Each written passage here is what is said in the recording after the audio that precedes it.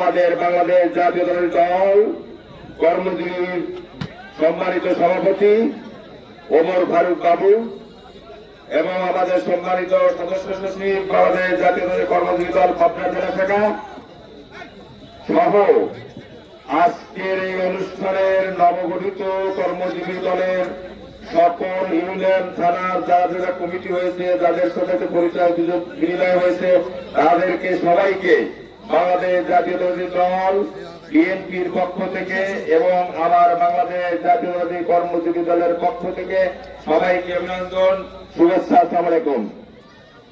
আসলে বক্তব্য পূর্বে মাগরিবে আমাদের আজান হয়েছে, আজানের পরে আর বক্তব্য থাকে না। তারপরেও যেহেতু আমার ইউনিয়ন লোক আপনারা বসেছেন, আপনার যদি একটা কথা শুনতে হবে। এই কর্মজীবী দলের যিনি সম্মানিত আমাদের মহাসচিব আলতাফ হোসেন সরদার, এনার একটি ইতিহাস আছে। আমি যখন 2011 সালে বাংলাদেশ জাতীয়তাবাদী দল বিএনপির পক্ষ থেকে মামলা, খুন, গুম, অপহরণ সহ মিথ্যা গায়েবী মামলার প্রধান সমন্বয়ক হিসাবে দায়িত্ব নিলাম, ঠিক সেই সময় আমাদের আজকের এই সারা বাংলাদেশে বাংলাদেশ জাতীয়তাবাদী কর্মজীবী দলের সম্মানিত মহাসচিব আলতাফ হোসেন সরদার বাংলাদেশ জাতীয়তাবাদী দল বিএনপি কেন্দ্রীয় অফিসে আসলেন, কথা বললেন। পাশের চেয়ারে বসে আমি কাজ করি, উনি নিজের পরিচয় দিলেন। ওনার একটি পরিচয় আছে, উনি বাংলাদেশে আপনার আমাদের সিটি কর্পোরেশন যাতে ঢাকা, তার দক্ষিণের উনি একজন কর্মকর্তা। সেই সিটি কর্পোরেশনের কর্মকর্তা হিসাবে থাকার পরেও উনি বাংলাদেশ জাতীয়তাবাদী দল জাতীয় জাতীয়তাবাদী কর্মজীবী দলের মহাসচিব হিসাবে পরিচয় দেওয়ার পরে উনি আমাকে সর্বপ্রথম সহসভাপতি হিসাবে ওই কর্মজীবী দলের নিয়োগ দিয়েছিলেন। প্রতি বৃহস্পতিবার আসলেই আমার আলতাফ ভাই বলে, ভাই একটা অনুষ্ঠান করতে হবে। আপনারা জানেন এই 2011 সাল থেকে শুরু করে 2024 সালের 5ই আগস্ট পর্যন্ত যেভাবে হায়নার দল, যেভাবে আইন শৃঙ্খলা বাহিনী মিথ্যা গায়েবী মামলা চলছে, রাস্তায় বের হলে আপনাদের ছাত্র দল, যুব দল, কৃষক দল সবাইকে আপনি একত্রিত করে তাদেরকে হাজতে ঢুকিয়েছে, তাদেরকে অপহরণ করেছে, তাদেরকে নির্যাতন করেছে, তাদেরকে গুম করে তাদের যে আয়না ঘরে রেখেছে। ঠিক এমনই এক মুহূর্তে যখন দলের বিপর্যয় মুহূর্ত, সেই সময় উনি দায়িত্ব নিয়ে প্রত্যেক প্রেস ক্লাবের সামনে বিভিন্ন আপনার চাইনিজ রেস্তোরাঁয় আমাদের সবার আয়োজন করেছে, বিভিন্ন আলোচনা করার জন্য বেশিরভাগ সরকার আয়োজন করেছে।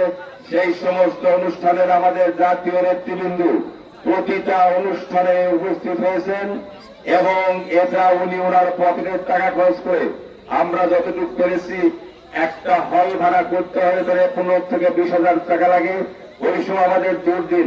তারপরেও ওনার সাহসিকতা পরিচয় দিয়ে চারিদিকে পুলিশ পাহারা দিচ্ছে, বিডিআর পাহারা দিচ্ছে, এদিকে প্রেস ক্লাবে বক্তব্য চলছে, বের হলে আমাদের ধরবে।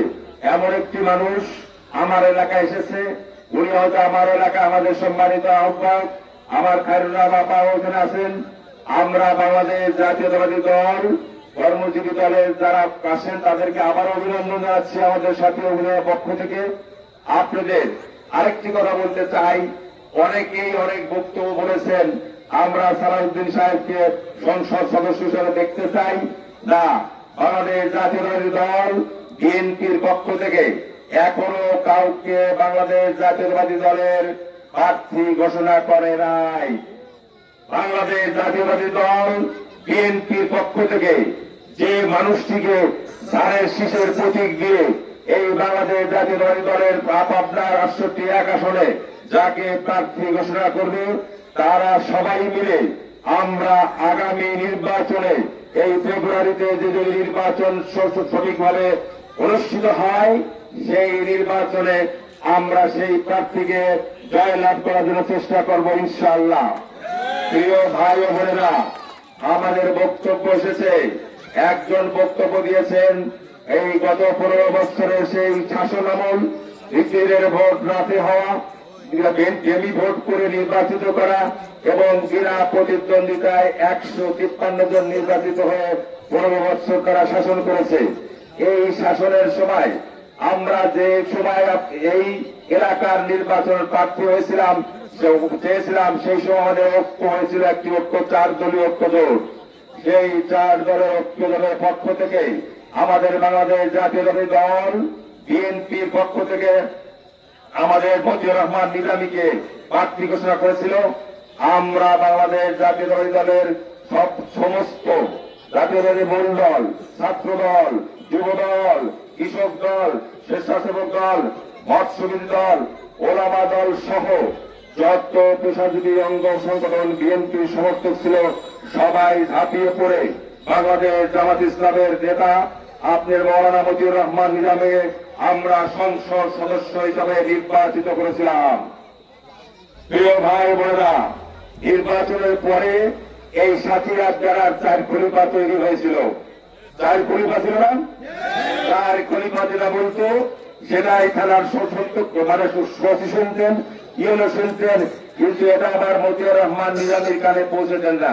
4 খলিফার পূর্ব পরিচয় নেবেন আর বর্তমান তাদের সাংসারিক অবস্থা খোঁজ খবর নেবেন যে 4 খলিফার দায়িত্ব নেওয়ার পরে ওই 5 বছরে কিভাবে দুর্নীতি, কিভাবে অবৈধ পয়সা অর্জন করে কোরআনের নাম ভাঙিয়ে, হাদিসের নাম ভাঙিয়ে ওনারা খেয়েছে। এটা আপনাকে একজন বাংলাদেশ জাতীয়তাবাদী দল বিএনপির কোন লোকের চাকরি হয় নাই, বাংলাদেশ জাতীয়তাবাদী দলের কোন লোকের আপনি কোন প্রতিষ্ঠানে চাকরি হয় নাই। কিন্তু গত 17 বছরে জামাত ইসলামী নামে একটি দল, যে দলের প্রফেসর তিনি হয়েছেন প্রিন্সিপাল, যে দলের মৌলানা তিনি হয়েছেন মাদ্রাসার সুপার। আরে আক্কেলের বেটা আক্কেল, যদি তুই বাংলাদেশ জাতীয়তাবাদী দলের পক্ষে থাকতি তাহলে কি তুই এইরকম তোমরা কি ওই কলেজের প্রিন্সিপাল থাকতে পারো? তাহলে দোসরদের সাথে হাত মিলিয়ে 17 বছর করেছে। যখন মতিউর রহমান নিজামীর ফাঁসি হল, আমি তখন এই আপনাদের এই ইউনিয়নের আপনাদের ভোটে নির্বাচিত ধানের শীষে আমাকে দ্বিতীয়বারে চেয়ারম্যান হিসাবে নির্বাচিত করেছিলেন। সেই নির্বাচনের সময় মতিউর রহমান নিজামীর যখন ফাঁসি হল, তখন আমাকে প্রশাসন বলল, বাংলাদেশ পুলিশ সুপার এবং র্যাবের প্রধান এবং আমাদের পুলিশ হেডকোয়ার্টারের ডিআইজি অপারেশন আমাকে ফোন করে বলল, যদি মতিউর রহমানের নিজামীর এই লাশ মাটি দেওয়ার সময় কোন প্রকার আপনার ইউনিয়নে বিশৃঙ্খলা সৃষ্টি হয় তাহলে সর্বপ্রথম আপনার বিরুদ্ধে ব্যবস্থা নেওয়া হবে। আমি সেই মতিউর রহমান নিজামীর লাশ আসলো, লাশের পরে তার জানাজা হলো। জানাজা হওয়ার পরে এরকম মিডিয়া অনেক ভাইরা, আজকে যে রাজশাহী দৈনিক বার্তার আমার ভাই আছেন, যারা আমাদের শহীদ প্রেসিডেন্ট জিয়াউর রহমান প্রতিষ্ঠিত করেছিলেন, যারা এখন আমি একটা দেখলাম যে তারা অনলাইন এবং মিডিয়া মাল্টিমিডিয়া যে অনলাইন খুলেছে, আমি মহান প্রেসিডেন্ট শহীদ প্রেসিডেন্ট জিয়াউর রহমানের সেই স্মৃতি বিজড়িত ওনার সেই দৈনিক বার্তা পত্রিকাটা যেন সুন্দরভাবে আগামী দিনে আমাদের বিএনপিকে সুসংগঠিত করে প্রকাশ করতে পারি, সেই আমার ভাইজান এখানে উপস্থিত আছেন। এই সমস্ত পত্র পত্রিকার বিষয় নিয়ে এই সমস্ত রিপোর্টাররা যখন মাইক ধরলেন যে আপনি জামাত ইসলামের আমির মতিউর রহমানের নিজামী ফাঁসি হয়েছে, একটু বক্তব্য বলুন, সবাই মাইক ধুয়ে পালায়, কেউ আর সাক্ষাৎকার দেয় না। এত যদি জামাত ইসলামের দরদ থাকতো, একজন নিষ্পাপ লোককে যাকে ধর্ষণের মামলায় ফাঁসি দিয়েছে, যাকে আপনার মিথ্যা হত্যা মামলায় ফাঁসি দিয়েছে, একটি দাওয়াতের নেতাও কোনো বক্তব্য দেন নাই। আমি শহীদ পরিবারের সন্তান, আমার বাবা 1971 সালে সম্মুখ যুদ্ধে মৃত্যুবরণ করেছেন, শহীদ হয়েছেন। আমি সেই শহীদ পরিবারের সন্তান হয়ে আমি মাইকের সামনে এসে দুটি কথা বললাম। বিভিন্ন পত্রিকার মিডিয়া আমাকে ঘিরে ধরলো, আপনি শহীদ পরিবারের সন্তান, আপনার বাবা শহীদ হয়েছে, আপনি মতিউর রহমান নিজামী সম্পর্কে একটু বললেন। আমি বললাম, উনি রাষ্ট্রদ্রোহিতা মামলার অপরাধী হতে পারে, কারণ হলো উনি বাংলাদেশের স্বাধীনতা উনি চাইনি, উনি উর্দু ভাষাকে বাংলা ভাষা চাইনি। এই রাষ্ট্রীয় বিদ্রোহী ভাষায় আমাদের স্বাধীনতার বিরুদ্ধে যে উনি পক্ষপাত নিয়েছিল, এর জন্য উনার সাজা হতে পারে, কিন্তু উনি ধর্ষণ করেননি, উনি কাউকে খুনও করেননি। সেই মানুষটি আমি বক্তব্য দিয়েছিলাম, সারা বিশ্বে আমাকে প্রশ্ন করেছিল যে আপনি শহীদ মুক্তিযোদ্ধার সন্তান হয়ে কেন আপনি এই বক্তব্য দিলেন। আজকে জামাত ইসলামের ভাইরা বলেন কোরআনের আইন চাই, ইসলামের শাসন চাই। গত কয়েকদিন ধরে অনেক কিছু দেখা যাচ্ছে আপনারা কোরআনকে ডুবিয়ে দিচ্ছেন। যে মহান রব্বুল আলামিনের প্রেরিত দূত আখির নবী সাইয়্যিদুল মুরসালিন, যার উপরে কোরআন নাজিল হয়েছে, সেই কোরআনের বিরুদ্ধে যদি কথা বলেন, সেই হাদিসের বিরুদ্ধে যদি কথা বলেন, তাহলে আপনাদের পরিণাম মুনাফিক কি হবে সেটা আপনাদেরকে বিচার করে দিলাম। আমি বলতে চাই, আপনার একটু কোরআনের আয়াত দিয়ে বলতে চাই, পবিত্র আল কোরআনের সূরা বাকারায় 14 নম্বর আয়াতে বলা আছে মুনাফিকদের কি কথা। হযরত ওমর, হযরত আবু বকর, হযরত আলী রাদিয়াল্লাহু আনহু একটি জায়গায় দাঁড়িয়ে কথা বলছেন। এমন সময় মুনাফিক আব্দুল্লাহ ইবনে উবাই উনি আসলেন, আসে বললেন, আবু বকর, ইয়া আলী এবং ইয়া ওমর, আমরা আপনার ইসলামী দল করি, আপনাকে সমর্থন করি। এই কথা যখন বলল, বলার পরে যখন তারা যখন বিদায় নিল, তখন মুনাফিকের আরেকটি দল এসে বলল, আপনারা হযরত আবু বকর রাদিয়াল্লাহু আনহুকে, হযরত আলী রাদিয়াল্লাহু আনহুকে, হযরত ওমর রাদিয়াল্লাহু আনহুকে কথা বললেন কেন? যে আমি আপনার ইমানদার ব্যক্তিকে আমি বিশ্বাস করি। ওনারা বললেন, উনি সেই মুনাফিক আব্দুল্লাহ ইবনে উবাই উনি বললেন যে আমি তো ওদের সাথে তামাশা করেছি মাত্র। আপনাদের সেই তামাশা কি? আপনারা বক্তব্য দেন যে একটি ভোট যদি ভারত ইসলামকে দেন, তাহলে 18 কোটি ভোটের সমাধান আপনার সওয়াব হবে। নাউজুবিল্লাহ, এটাই কি হতে পারে? আপনারা বক্তব্য দেন, আমি বাংলাদেশ জাতীয়তাবাদী দলের ভারপ্রাপ্ত চেয়ারম্যান তারেক রহমানের সপক্ষে 1 জুলাই থেকে শুরু করে 6 আগস্ট 2024 পর্যন্ত ছাত্র বৈষম্য বিরোধী আন্দোলনে একাত্ম ঘোষণা করে যে আমাদের শহীদ প্রেসিডেন্ট জিয়াউর রহমান, তিনবারের প্রধানমন্ত্রী বেগম খালেদা জিয়ার সুযোগ্য শ্রেষ্ঠ পুত্র তারেক রহমান সেই বৈষম্য বিরোধী আন্দোলনের সপক্ষে বাংলাদেশ জাতীয়তাবাদী দল, বিএনপি, ছাত্র দল সকল সংগঠনকে মাঠে নামতে বলেছিলেন। তার নির্দেশে আমরা মাঠে নামলাম।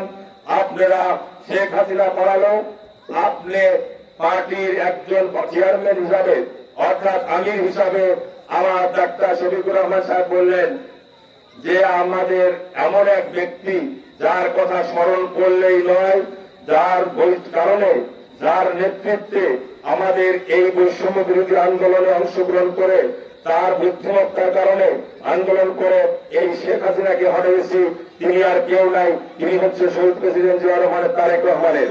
সেই শফিকুর রহমান আবার বলেন মাস্টার মাইন্ড করে না, আমরা যে মানি না। তাহলে ওই যে কোরআনের হাদিস বললাম বা কোরআন বললাম, ওর সাথে কি মিল পড়ে?